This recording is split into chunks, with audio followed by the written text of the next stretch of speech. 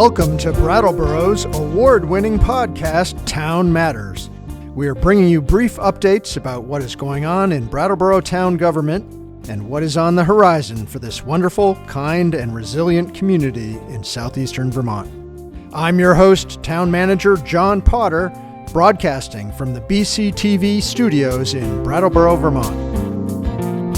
Today, we're first going to revisit the November 7th Brattleboro Select Board meeting, and then we'll look ahead at the agenda for the upcoming meeting on November 21st. The board met on Tuesday, November 7th, and prior to the regular meeting, the Select Board conducted a site visit at Melrose Street and then returned to the Select Board meeting room to conduct committee interviews with applicants for the Planning Commission and the Recreation and Parks Board. The regular meeting started at 6:15, and Chair Ian Goodnow expressed gratitude to Cora Trowbridge for her 18 years at BCTV, as she will be retiring soon. He thanked Communications Coordinator Seth Thomas for his work on the new town website, brattleboro.gov, which has since launched and is so much better. The board approved a consent agenda 5-0 that issued a tobacco license to the Collective Lounge and Bar, assigned a new street name called Eli Way, approved a parade permit for the Turkey Trot, issued a proclamation for Project Feed the Thousands, approved renewal of the Blue Cross Blue Shield medical plan for 2024, and approved a $16,238 purchase for a replacement gas compressor at the wastewater treatment plant.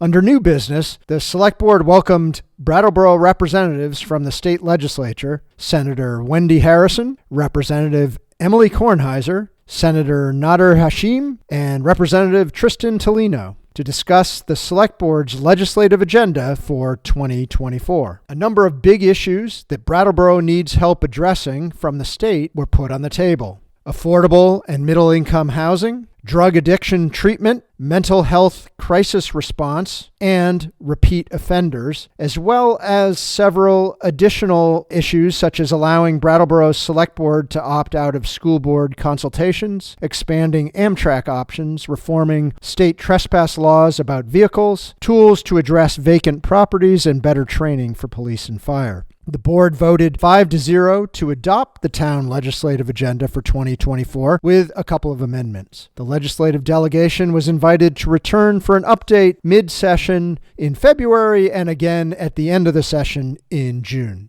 Next, Executive Director Randy Schoonmaker, a representative from Southeastern Vermont Transit, gave an annual update on their work. There was discussion and no action was taken. Next, the board approved that a biosolids recycling services contract at the wastewater treatment plant be offered to Resources Management, Inc., who was considered a more environmentally friendly option for their disposal techniques, and they approved that by a vote of 5-0. Following that, the board voted 3-2 to extend the downtown cameras approach tested at the Transportation Center to the intersection of High and Main Streets at a cost not to exceed $45,000. Then the board did a first reading of a number of entertainment, liquor, and open-air license ordinance changes, and no action was taken. A second reading and hearing will be held on November 21st. Next, the board discussed a VTrans US Highway 5 survey on establishing a bicycle corridor. And then the board considered acceptance of Melrose Street by opening a public hearing, and it moved to discontinue that part of Melrose Street from the easterly side of the bridge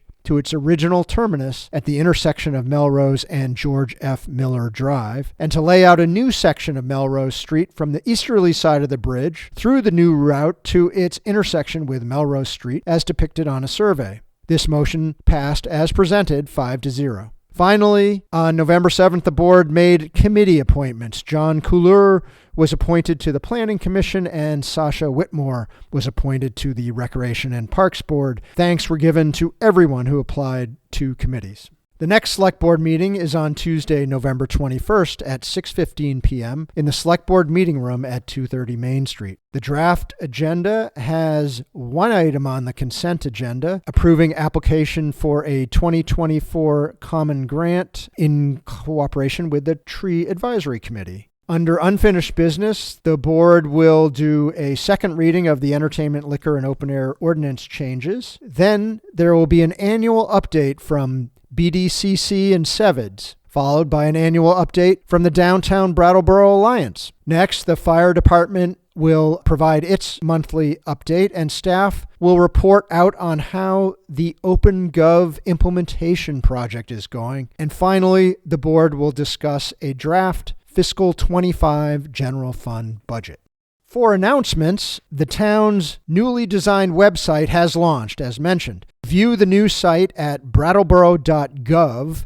If you would like to know more about the new features on the website, you can watch a video tour, which is available in the news section of the website and on the town's YouTube channel. The Brattleboro Recreation and Parks Department is seeking your input. The public is welcome to respond to an online survey published by Northeast Collaborative Architects that explores possible amenities for a future redesign of the pool at Living Memorial Park. You can find a link to this online survey in the news section of the town website, brattleboro.gov. A reminder to everyone that the winter parking ban is now in effect starting on November 15th. The ban will go through April 15, 2024, and more details are also available on the town website. Finally, we would like to thank BCTV, who recently awarded this show Series of the Year during the 2023 BCTV Producer Awards. So that is our November update. This podcast is trying to communicate in a different format about what is going on in town government in Brattleboro. Please let us know at townmatters@brattleboro.gov if you have any suggestions on what we could be doing better.